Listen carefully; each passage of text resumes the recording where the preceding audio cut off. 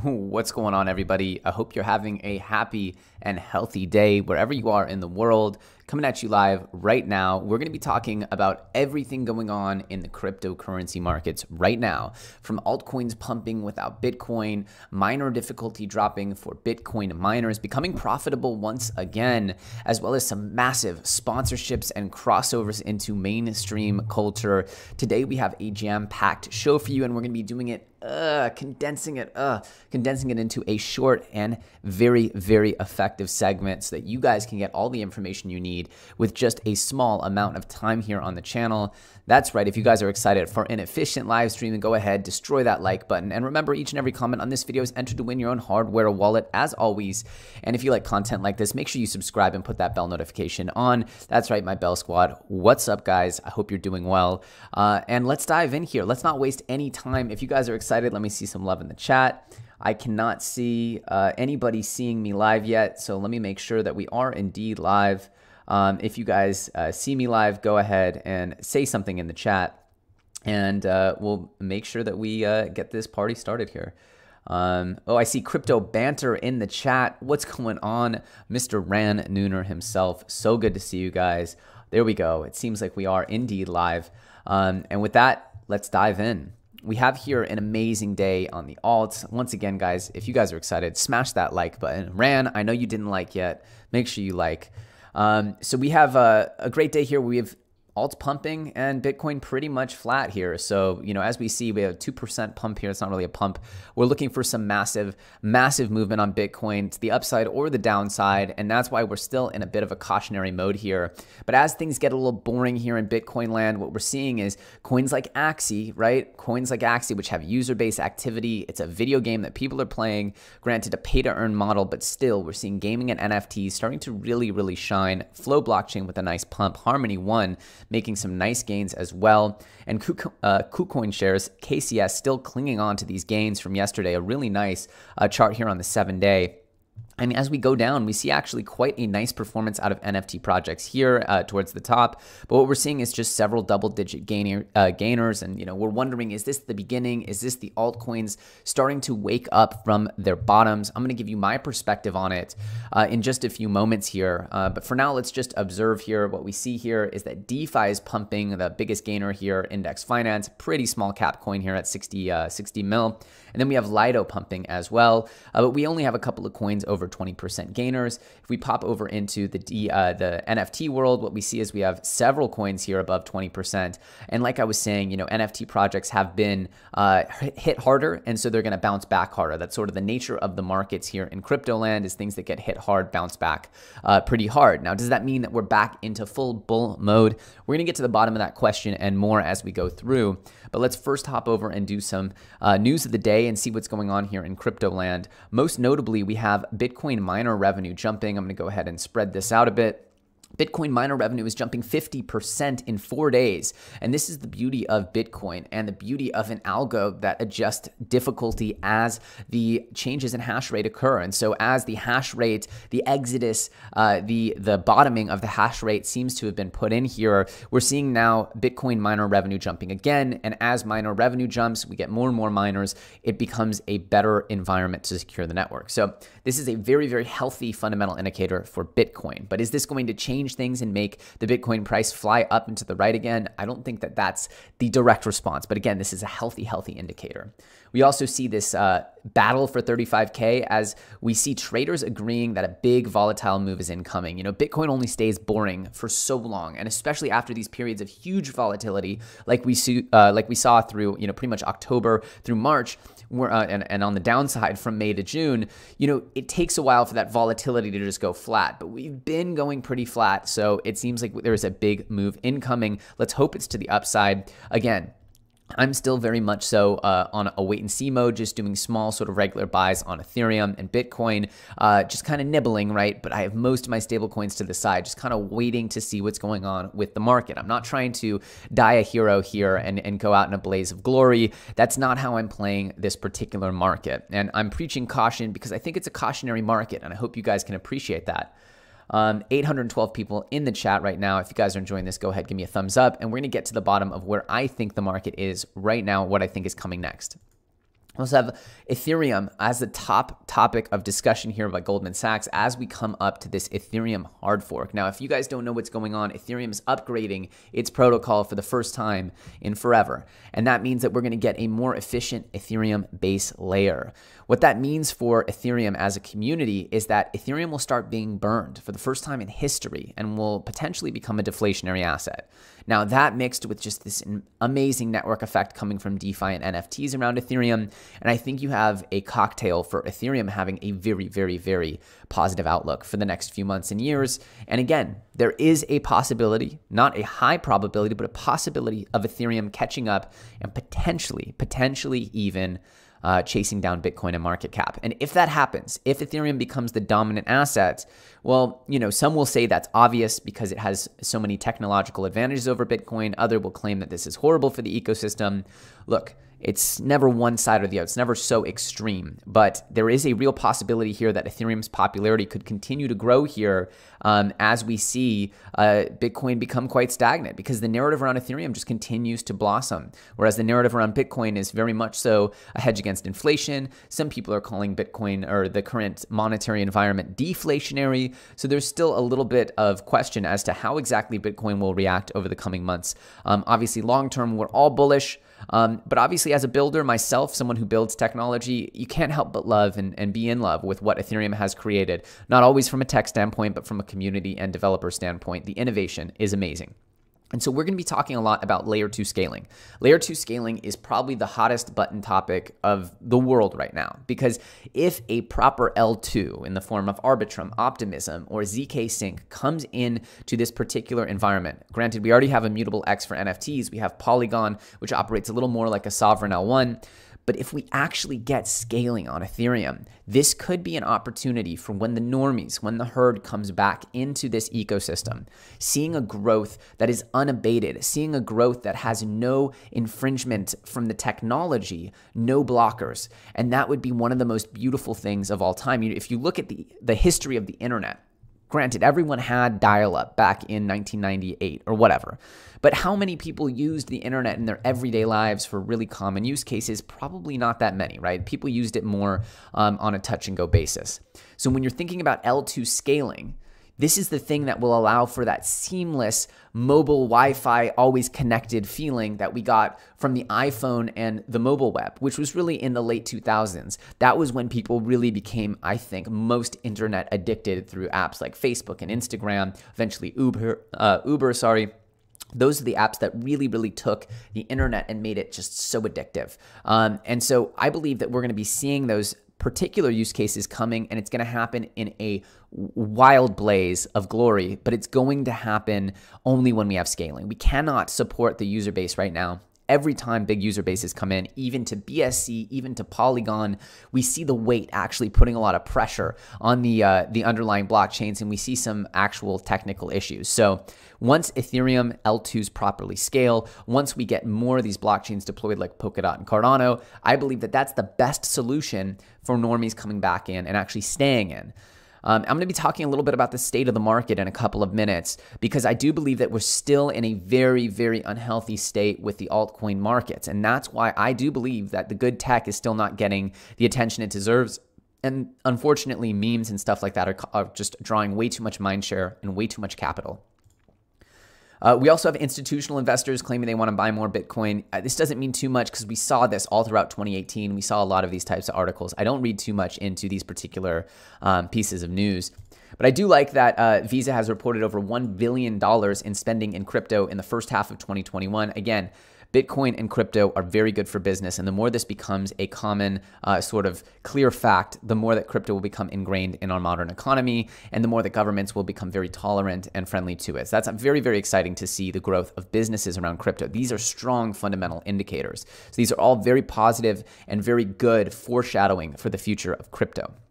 We also have this historic sponsorship from the UFC here, inking a $175 million sponsorship for Crypto.com. This is insane, right? That Crypto.com, where's the image? Crypto.com, they don't have it in this article, but Crypto.com is going to be dead center, in the center of all UFC jerseys. Crazy. We saw this with FTX sponsoring the Miami Heat arena and then sponsoring an esports team and now I don't know who else they have sponsored or who else they haven't sponsored is a better question. But now we see Crypto.com trying to play that game too. I remember I'm a big F1 fan. I was watching the F1 race this week and all I see is Tezos logos everywhere. So I guess we know where all of these frothy gains in the crypto industry are going. They're going into mainstream branding and sponsorships. And you could just see the crossover with PayPal, with branding, sports teams. Crypto is the newest, hottest business in the world, and it's going to be very, very interesting to see how the next few years play out. It's very unlikely that this bear market that we're in, the bear trend we're in, is going to resemble the last bear trend. But I do hope and I pray, and I'll show you why, that we get a trend that doesn't have coins like this.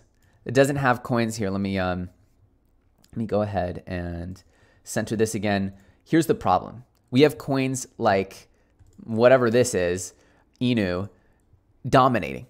This is not good. This is not good, right? This is pump and dump. This is casino land. This is not the kind of coins. And look up here, we have Ponzu. We have, when I was on here last night, it was all like dog coins on Dex Tools.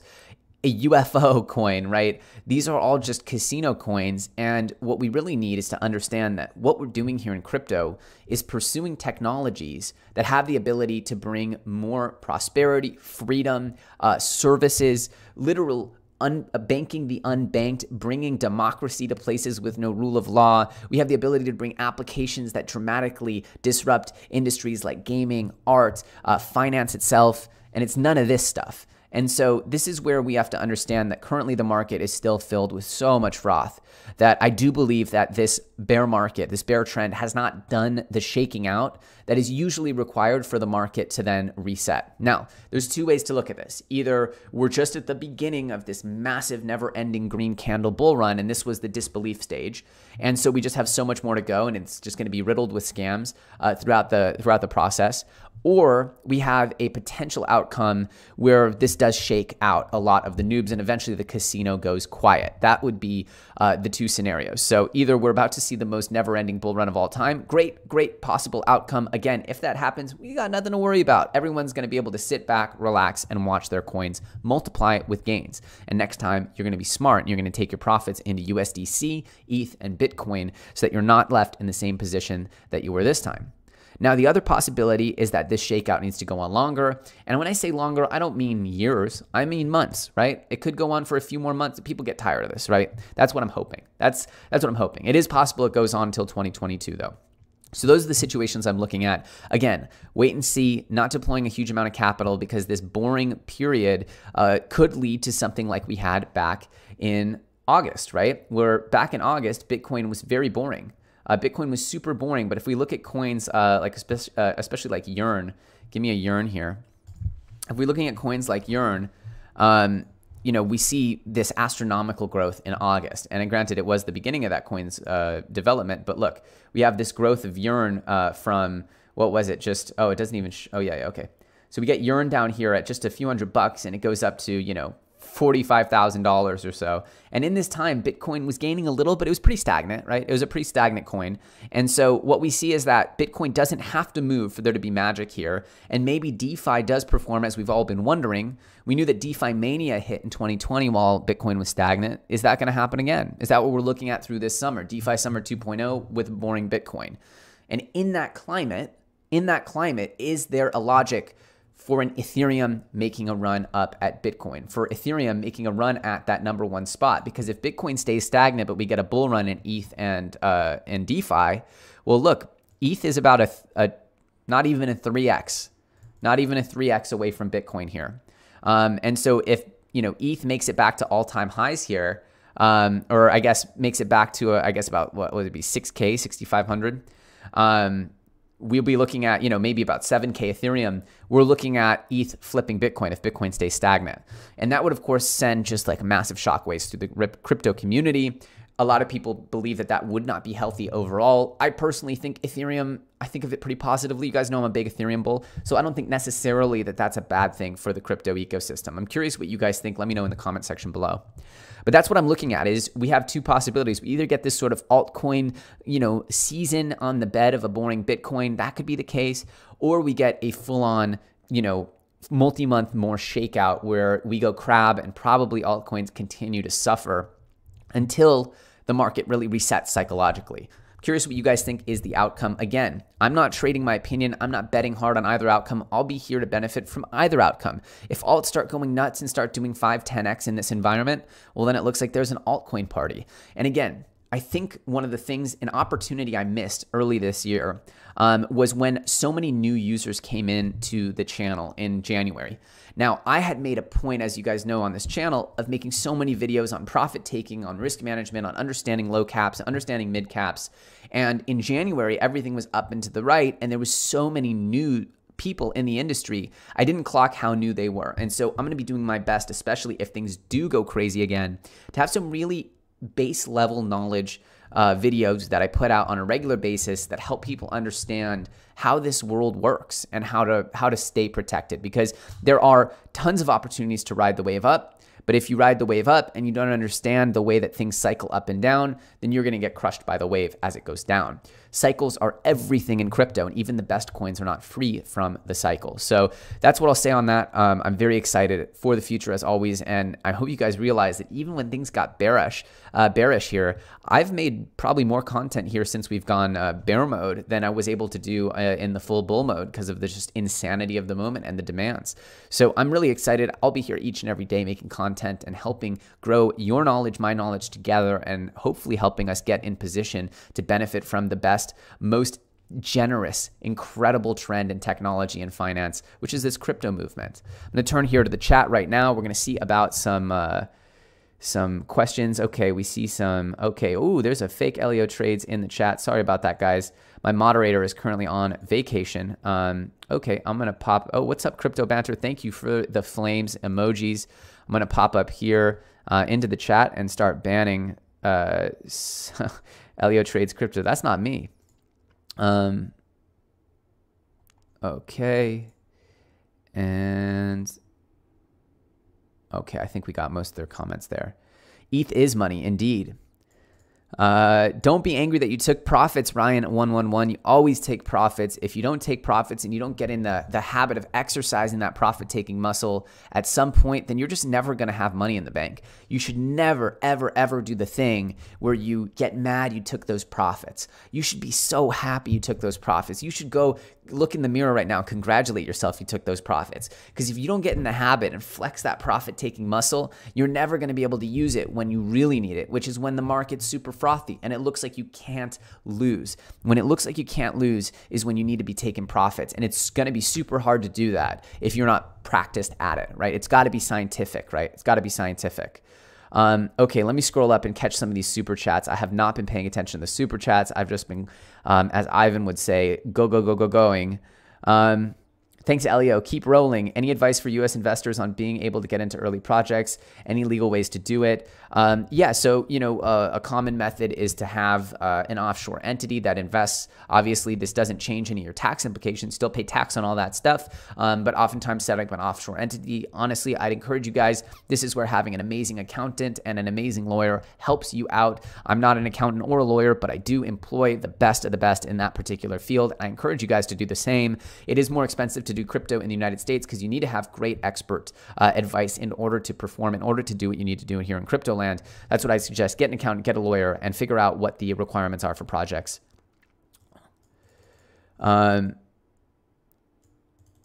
Watching my super stack up on the farm has become my favorite new pastime for me. Yep.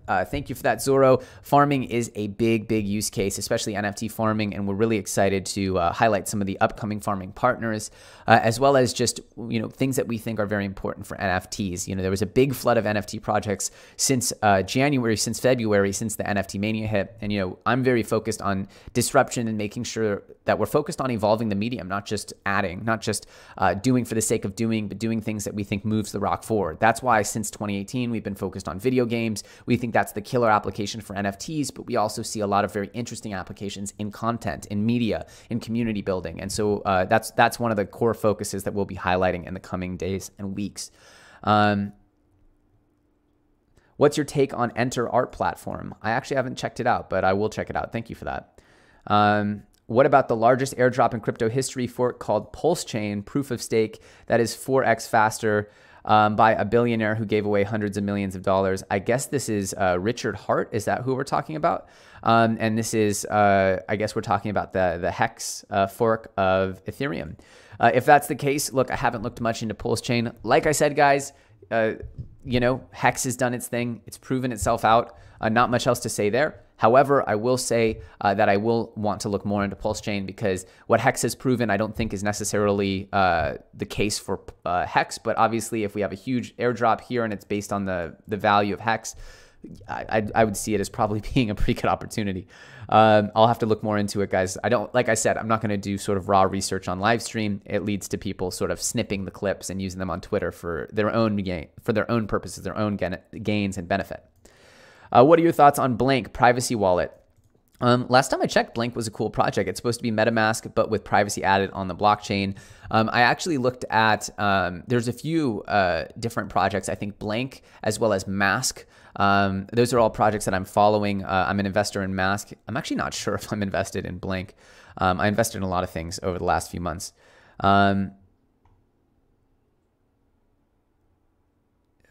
What are your thoughts on, okay, I just answered that one. Love the channel. Honest opinions on Algorand. So Algorand is another L1. Look, they're probably one of the L1s that hasn't picked up. But again, I don't believe so. Look, I want to fact check some of these things because I haven't done a deep dive on Algorand in quite some time. But I do believe Algorand is part of the Cosmos ecosystem. I want to double check that. But I do believe that there's a few L1s like Algorand, Cosmos, the Cosmos ecosystem in general that haven't really gotten their big altcoin pumps from this year. Not definitely on the level of the Solanas or the Polkadots or the Cardanos or the Polygons, the Matics. So I'm looking at those sort of lower L1s. Looking at Harmony 1 today, that's a good example of these L1s that might be due for pumps. But again, guys, like I said, altcoins are super risky right now, super duper risky. Even the big cap ones, you guys got to learn to do your own research and form your own theses about it. If the market picks back up into the right and L1s become hot again, then something like this could be hot. But you got to make your own decisions and learn to research. I'm going to really hammer this point home of personal responsibility, because I saw so many new people come into the market with no personal responsibility. Everything was everyone else's fault. And that's not how crypto is. Crypto is about freedom, and you have the freedom to do whatever you want. You have total ownership, and you need to learn how to use that. But it's a double-edged sword, freedom. You need to learn how to protect yourself as well. So if you want to get into something like Algorand, you got to learn how to research it. And if you don't know how to research it, you probably should not be buying these altcoins.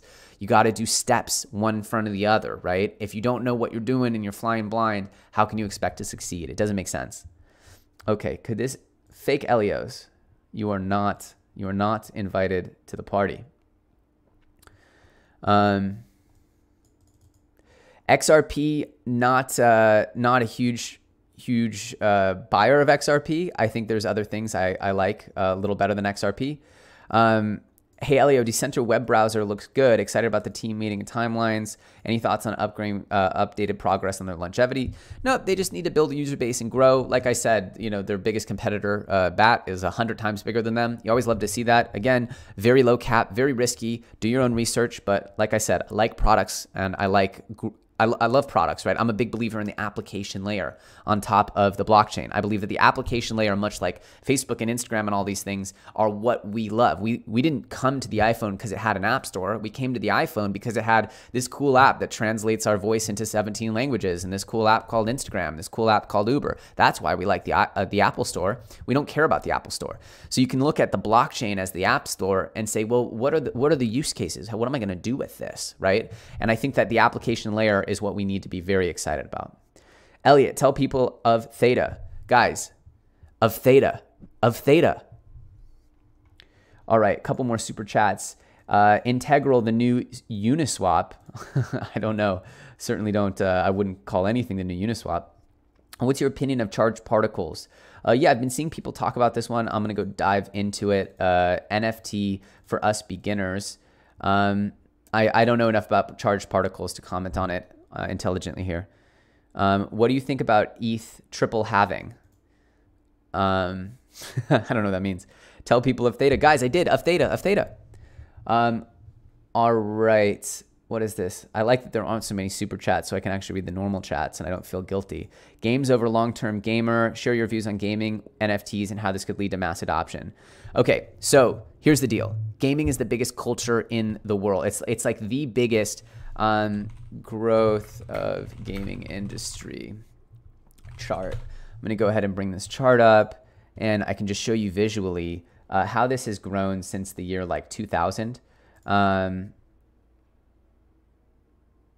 All right, this isn't none of these charts. I'm not prepared for this. But anyway, if I was to put a chart up here and show you how the gaming industry has grown over the last, 20, 30 years, what you'll find is that essentially gaming started out about the same size as music and film. It was about even in the 2000s, and music and film have stagnated, and gaming grows like this every year. Every year gaming grows geometrically, and it is gorgeous, that chart. It's one of the most beautiful charts in the world. Gaming as a culture, esports, FaZe Clan, all these types of esports entities, and the way gaming has really dominated popular culture it's absolutely insane. And so what we see here is that gaming has not only invaded pop culture and become the dominant industry in entertainment, but that it is, in my opinion, the leading most influential online culture. You can quote me on that. I know most people won't think of it like that. But I think of gaming at like almost as powerful, if not more powerful, than like TikTok culture or whatever. And that is a very powerful thing because people value their experience in the game sometimes more than their experience in normal life. The kids, when they ask their parents what they want as a gift, it's V-Bucks. I want a new skin in Fortnite because then I can go play with the new skin and my friends think I'm cool. So there's a social status that carries over into real life. And when you have a community of billions of people spending hundreds of billions of dollars on what? Digital clothing, avatars, what more of a perfect use of digital assets could you ask for? And they're not buying it because they think they can flip it for more ETH. They're buying it because they love the intrinsic value of that asset. And it's given value by the digital world. It's within. So combining that world where people are valuing digital assets with the world of NFTs is going to create, in my opinion, the biggest digital industry of all time. It's already $100+ billion, this digital asset industry without NFTs. You add NFTs, it's going to easily 10, maybe even 100x that. You're looking at a multi-trillion-dollar industry in gaming and NFTs, and I believe you're going to start seeing all kinds of new industries evolve within that. Different professions and goods and services that can be sold within this environment. Art, 3D art, asset building and selling. It's crazy to think of what's possible once you involve these immersive digital worlds with gaming. And I think there's no bigger testament to that than the success of Axie Infinity. Obviously, Axie is not quite the metaverse or the Second Life or the immersive gaming experience, but it is a game. You do play it, you own items, you can make money on it, and people are going nuts for it. And they deserve a huge, huge amount of credit. Original real whacked on use. Come on, guys. We're not talking about esoteric new random pump and dump coins. Not doing that. We're talking about good technology. We're talking about the future of the industry. We're talking about how to build a healthy crypto economy. And by spreading this knowledge to you guys, you can spread it to all of the newcomers into this industry, and they can be a part of the generational wealth transfer that's occurring through Ethereum, through Bitcoin, through these incredibly powerful pieces of technology, not through all of these Inu clones, which are most likely going to die a horrible, horrible death. So that's what we want to see. We want to see the evolution of financial literacy, of blockchain literacy, and of the actual technology itself. And I hope you guys are excited for what comes next, because I personally believe we're looking at an amazing, amazing future for this industry where crypto has seeped in to pop culture, to politics, to our everyday lives in a way that is irreversible. And what we need to do now is support the technologies that are actually going to push this over the line, not just go over the easy cash grabs, because that cash will come and go. As many of you have seen, your balances can go up and down extremely fast. So what's really important is supporting the projects that have that long-term through line. And I believe, layer ones, you have smart contract platforms, right? Especially EVM ones, right? Then you have DeFi and NFTs. Those are the simple ways that I see the market. DeFi and NFTs are the two most powerful use cases for blockchain that we've seen, in my opinion, since store of value, since Bitcoin. And this is only going to grow. DeFi is only growing. NFT land is only growing. And NFTs are honestly in this white hot moment right now. So I hope you guys have enjoyed this episode. If you have, please smash that like button. I have a very important lunch meeting I got to go to right now, but I hope you guys are all having a happy and healthy day wherever you are. If you enjoyed this content, make sure you subscribe. Put that bell notification on so you can get more videos just like this. We're doing it every day, hopefully multiple times a day. I'm scaling up the team here. I hope you guys can see more and more content coming out and more excitement on all fronts, on all the projects, from the gaming to the NFT project, Super Farm, to this content here. We're blitzing it. We're not stopping. We're digging our heels in, and we're going 100 miles an hour right now. And I hope you guys enjoy that. If you get value out of it, make sure you like, make sure you subscribe, make sure you comment for that ledger. As always, I hope you're having a happy and healthy day. You can follow me on Twitter at ElioTrades. Link for that is in the description. You can join BlockFi. They have this new Visa credit card. You can get some interest on your crypto. Link for that is in the description. My name's ElioTrades, and I'll see you very soon on the next episode.